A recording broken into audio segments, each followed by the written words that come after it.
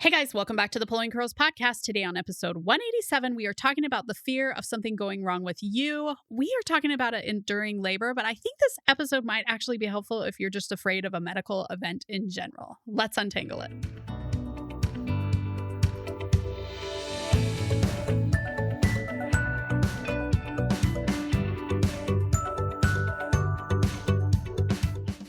I'm Hillary Erickson, the curly head behind the Pulling Curls podcast, Pregnancy and Parenting Untangled. There's no right answer for every family, but on this show, we hope to give you some ideas to make life simpler at your house. Life's tangled, just like my hair.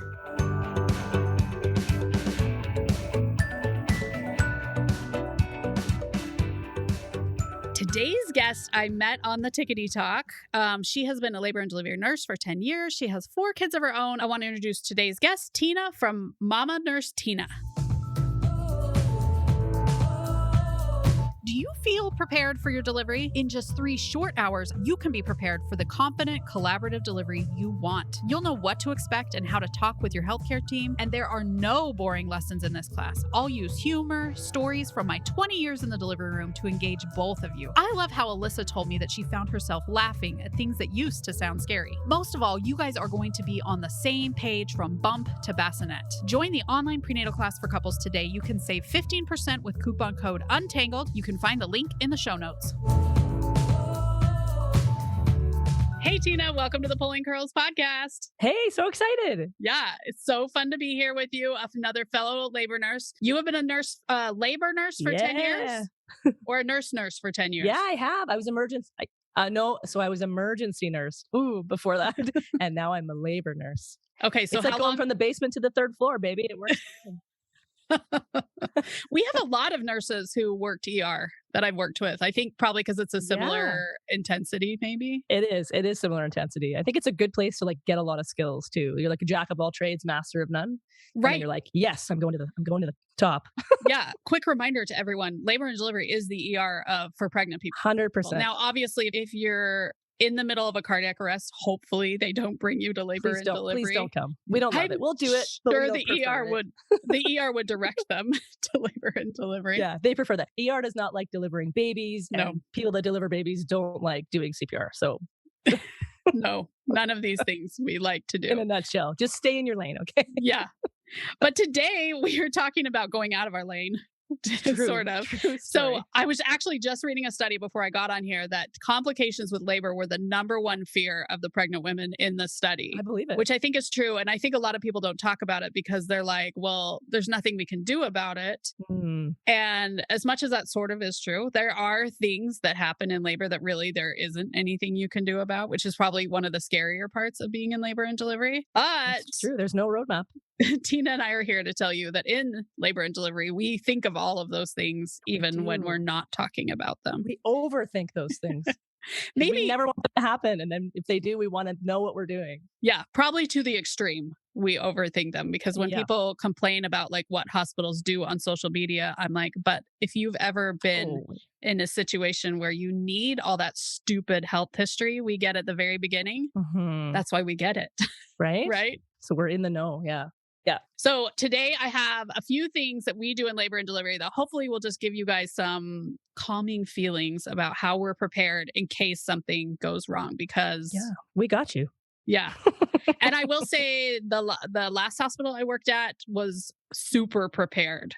So I would say that the first 2 I worked at were less prepared. So it's been an interesting dynamic. Yeah, it totally seems to differ. Yeah. It's like we like to be mostly prepared, but I think some places, definitely go above and beyond in the training process. Yeah. So the first one I want to talk about is ACLS. So that stands for Advanced Care Life Support.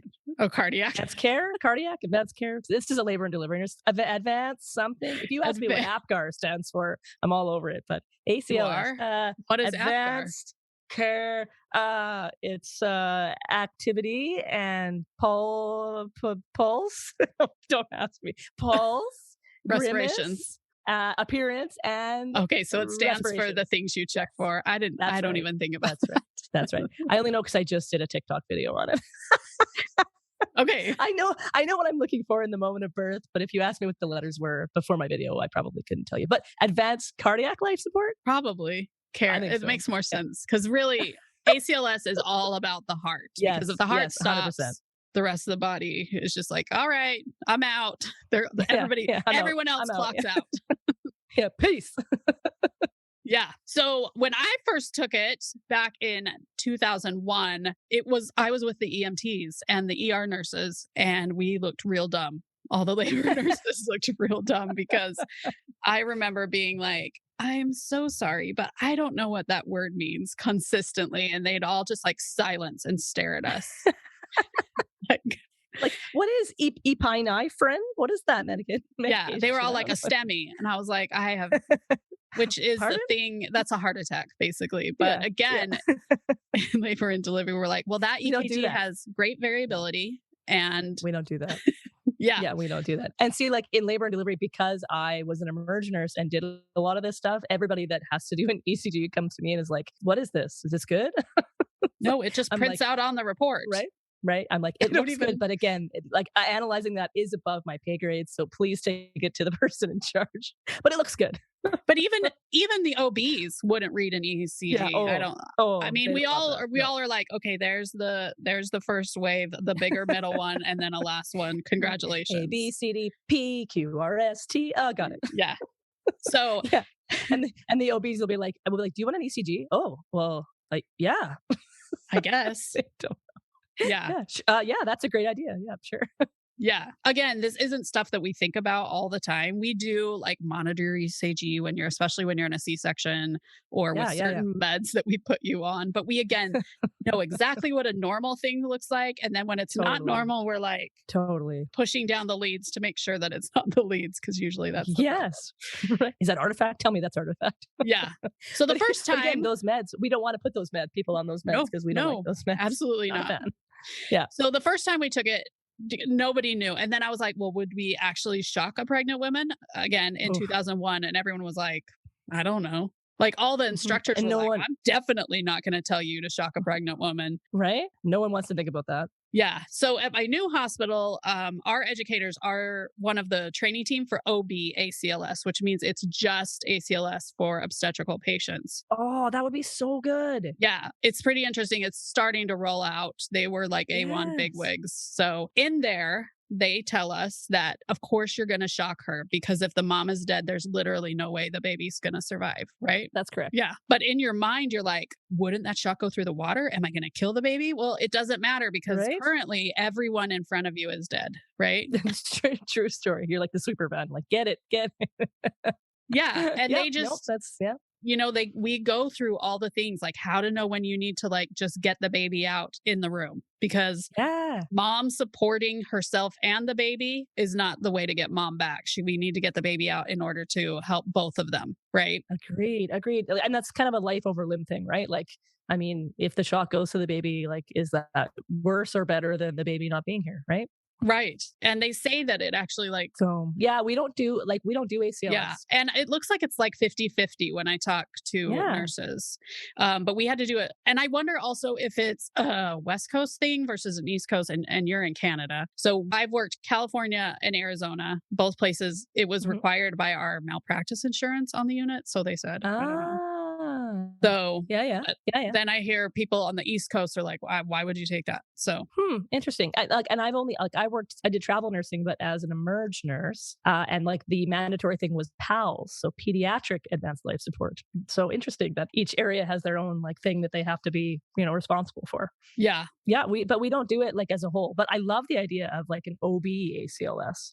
Yeah. It was really, really helpful because it really helps you to know what you're looking for. And also what we're looking for in OB is so different than what they're looking for in the ER. Like we aren't even on the same wavelength, right? Not even close.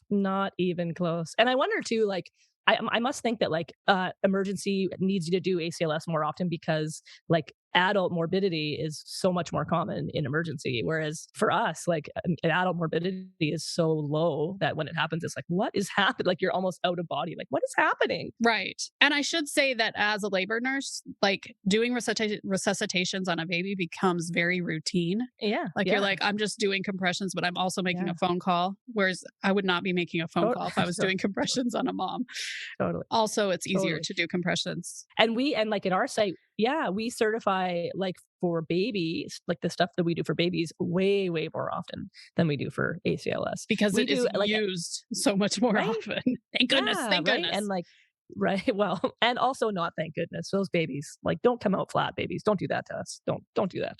Come out happy and crying. They pink up so Little much better. stinkers. They're Little stinkers just so fast, right? flexible Give 'em a little little people. Give them Yeah. a little air and up they come. And at my site too, it is like our ICU. So I have also worked ICU, and it's our ICU team that comes to the codes. So for us, I wonder if maybe ACLS isn't a priority at my site because we know that if somebody codes or if somebody loses their heartbeat, we're going to be calling ICU, and they come stampeding in real quick. And they also have like a rapid response team. So if we have an admitted patient that kind of goes downhill, we call rapid response, and they come flying in, and they basically take over, and we're like, hands off, we're Well, good.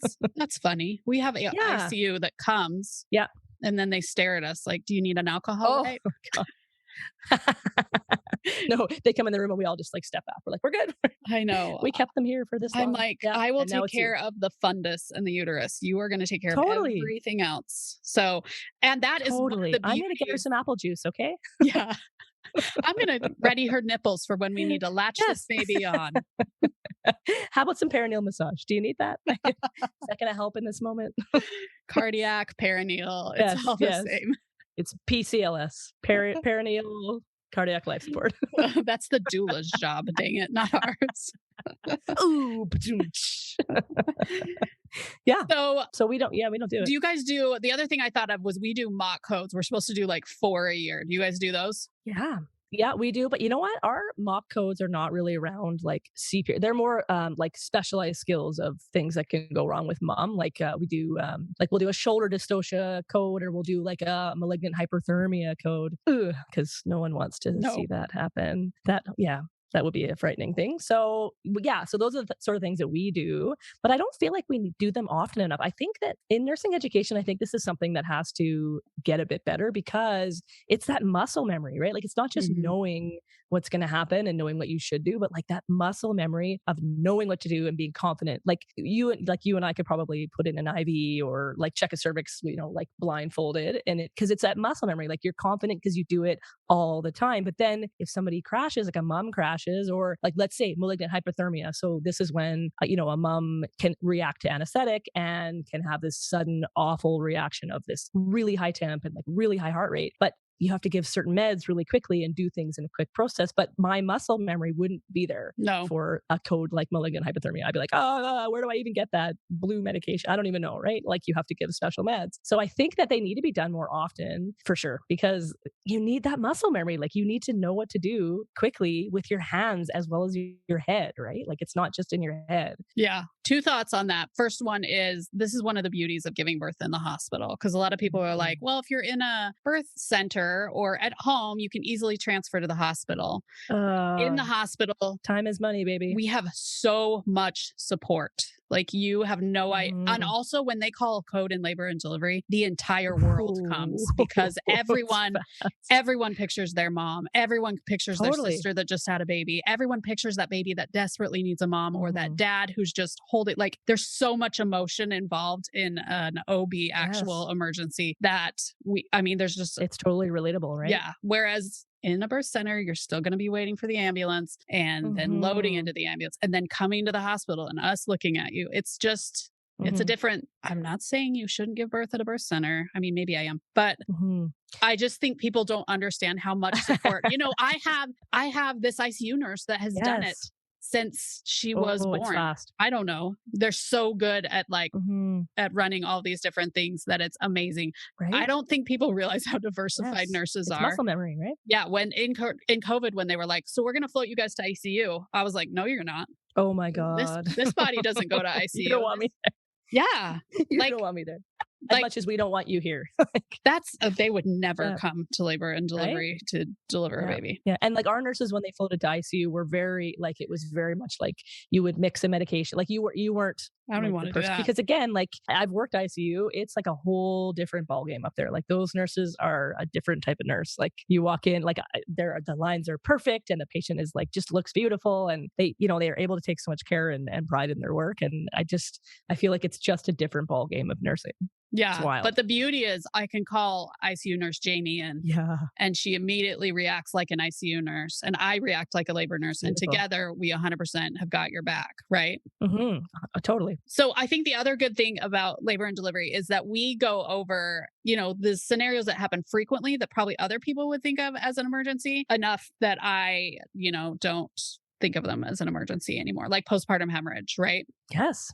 Muscle Yeah. memory, baby. Muscle Yeah. memory. You I do it mean, enough, it becomes really, really common, right? yeah, where you're just kind of like, oh crap, instead of like, oh crap. It's different. Oh boy, I gotta get some more blue pads. Oh boy.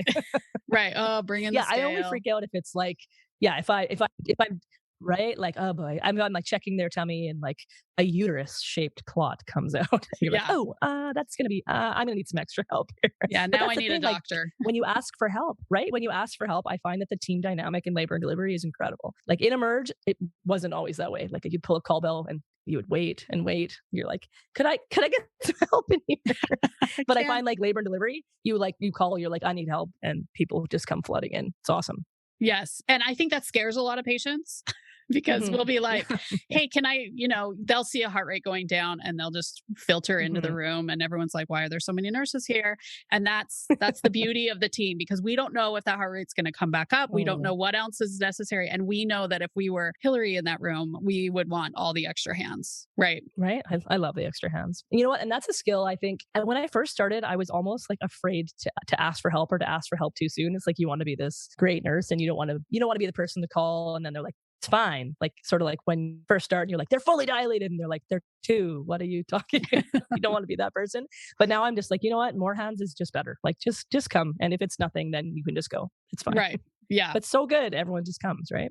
Yeah. So I just want to be really clear that we go through a lot of these different scenarios just in our free time. And yes, we do giggle while we do it because sometimes you pull back the sheet and she's placed like jello in between her legs and you're like, oh, I guess she's bleeding. Love that.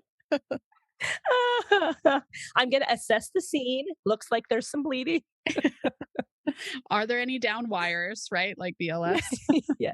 The scene is safe. Are you Yeah. okay? Are you okay? Yeah.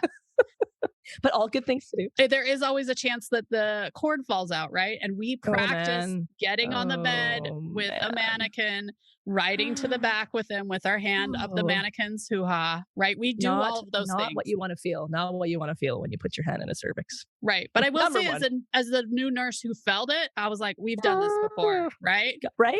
And then you're like, right, on all fours. Keep your hand in there. Do And not keep your take hand out. in there. Right? Yeah. Yes. Which though would be really, really, I think, scary for the patient when you're like, get on your all fours. We're just going to ride down the hallway on all Right. fours with you. And I'm going to hold Yeah. this sheet Oh, on your man. bum. Luckily, it all happens very quickly. And we also try and clear the hallway of anyone while you're on your We're going to go. parade. Yeah. We're going to go yesterday to the OR. Totally to your parade. Yeah. So one other thing we all have to certify in, or not everybody certifies in it, but fetal monitoring. We take tons of classes on watching the baby's heart. Well, too Just many. just finish my refresher. Yeah. So much fun. So there's a few different sources that people can like either certify or I don't think A1's a certification, but I have to take a test. I don't know what it is, but that's what I had to do. Ours is big. Like it's we do ours out of the University of BC. It's like an online course and it goes over like everything. And you think, oh, I'm going to do this refresher because you look at fetal heart rates all day, every day, right? And sometimes you watch them and they're scary and sometimes you watch them and they're lovely. But like then you take this test and it's like the physiology of the circulation of baby and like all of these different things. And you're like, oh, right. So it's a really nice refresher. But like what I think is really interesting about fetal heart rates is that you could have somebody look at a fetal heart rate and it can be like you'll analyze it one way. And if you give that person the same fetal heart rate like 6 months down the road, they could analyze it different because there's so many different pieces to look at on a fetal heart tracing, right? And then everybody has, I think, their thresholds for what's a scary fetal heart rate tracing and what's a great fetal heart rate tracing. And some people are so much more comfortable to watch them for a longer period of time, just knowing that it's going to be okay for some reason. Some people have that incredible just intuition on what's great and what's not great. And sometimes you're a new nurse and you're like, I don't like this one. Yeah. And doctors will also vary. Sometimes if they've had a poor outcome, they will not tolerate anything the next day. Right. Totally. And sometimes they just sit there and watch it and you're like, we just gonna watch this all day? What's our life plan here? Oh my gosh. And it's so stressful as a nurse sometimes though. Like the whole shift you're watching it, you're like, "Ugh," like we do so many things to try to fix it, right? Because a lot of Mhm. times you can fix it. And man, like sometimes just watching it all shift is like, "Oh God. Ugh, yeah." And then baby comes out and just Oh, cries and is a it beautiful comes out, baby. smiles at you, like winks. I got you. Yeah. You know, you're like, "Oh my God." Yeah, Why? but it can be stressful, right? Yeah. And I know fetal monitoring gets a lot of crap on it, which I have ladled my own It crap on does. fetal monitoring, but there are babies that we have saved through fetal monitoring, and even Yes. if you think it's horrible, it is still very effective in order to know which Yes. babies have labored too long. Yeah. Yeah, totally, totally. I do think though that we could do a little bit better with like these healthy moms that come in like in early labor. Like I don't really know if we need to strap them to a monitor as much as we do, but again, I think it's like we just feel more comfortable being able to see baby all the time, Mhm. right? Yeah. Yeah, but I mean like a lot of times you put that Doppler on and they sound lovely and happy. And so I personally think that that's something that can change in the early stages of labor with healthy moms for sure. Like I think we could do better. Yeah. I don't think we need to be strapped onto it, but once you're rocking and rolling, I don't know. I felt better having it when I was delivering. Like I felt better having it on and seeing my baby. I always felt better seeing my baby. Yeah. Personal preference, right? Yeah. I agree. But I think yeah, definitely knowing what to look for is important too. Like if you're going to put the fetal heart rate monitor on you, I mean, you better know what you're looking for, right? Yeah. I wrote a post. Apparently, Google, a lot of people search for at home fetal monitors. And my first paragraph is that's so fun to have a fetal monitor at home, but you literally have no idea what you're watching for. And if you saw something bad, your only recourse None. is to call 911, who's going to be What? like, what's wrong with your baby? Yeah. And you're going to be like, well, What? this Yeah. fetal monitor I I don't got know. on Amazon. Right. Even like Dopplers in early pregnancy, like it's hard to pick up a fetal heart rate before. I mean, I have a hard time picking it up after like 12 weeks. Like I'm able to do it like really well, but those early Dopplers too can be a little bit scary at home because you don't know what you're looking for. And I think half the time you'll probably pick up your own heart rate and then think your baby's heart rate's in the toilet, and then it's panic city, right? Yeah, it's confusing. So mostly I want people to understand that we really are you don't see Oh, this because obviously we're oh, not we're not running down the hallway with our mannequin with other patients in the hallway because we would clear the hallway so people yeah. don't watch our parade. But we really are training for all these different scenarios. And it may make the hospital too aggressive or Yes. too worried. And I can definitely see that part, but on the times where Mhm. something crazy happens and we're able to like get it together, it feels like that was probably worth it. And I think too, like when you talk to hospital staff, I think a lot like obstetrical hospital staff, I think they always come across like that they despise home births, and I don't think that that's it. I think what it is like when you, even though you know it's not the norm for moms to pass or for babies to pass, like that's really not the norm. But if you see it, it sticks with you, right? It's kind of like when I worked in emergency, I would deal with a lot of people that were having early miscarriages, and so when I was pregnant, I was really worried. But like you sort of have to think in your mind, like this is not, the norm. This is the exception to the norm. And so you kind of have to keep your head on your shoulders. But I think we also know that when things go badly, they can go badly very, very quickly. And so I think that's why kind of we're always kind of on guard and we're maybe not really pro home birth because we know that if you are that one in like, and I was looking up some stats, 2018 stats, there was 17 maternal deaths for every 100,000 live births in the US. And in Canada, it's lower. It's 8.6 of every 100,000. So, I mean, it's really not the norm by any means. And when you think of how many people have babies in this country and in this world every day, like it's not a huge number, but it only takes that one for you to see it, for you to want to be like so prepared for your patient, that like if something were to happen on a fluke or on a whim, like that you could be the best nurse for them to be able to get them through it, and to be able to snuggle that baby on the other side. Yeah. And having worked like geriatrics at the beginning of my Mhm. the you don't have that pressure.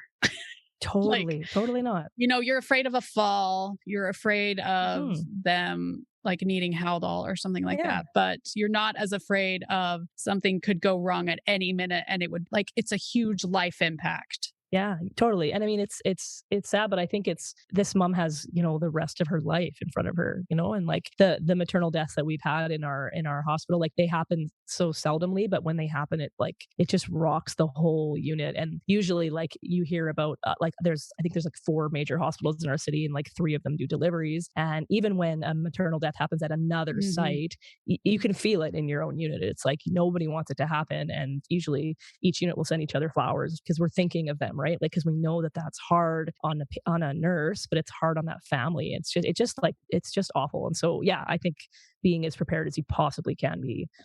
If it's like, yearly certifications, or like at our site, we do something called lunch and learns where, our nursing educators, we have 2 of them. They're amazing. They'll come in while you're having lunch and they'll just do like quick in services on, how to set up a fluid warmer, or how to. I was just going to say the blood warmer.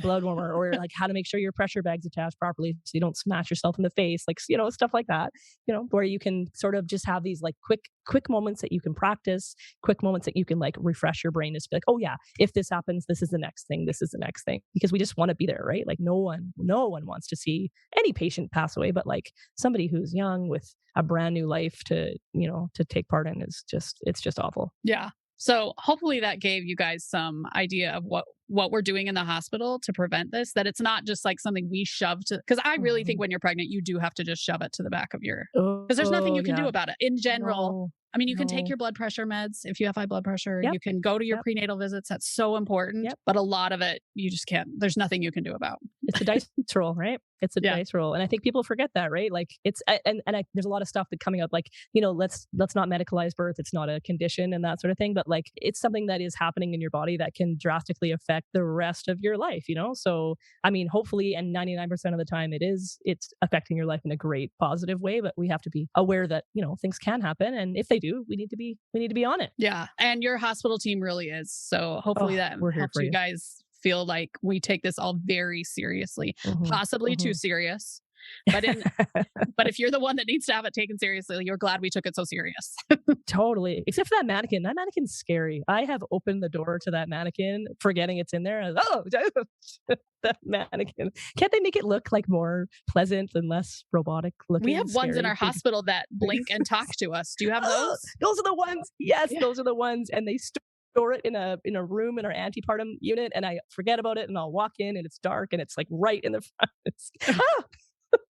Oh no, Good morning, ma'am. Good morning. Ours lives in a bed in an education center. So oh god.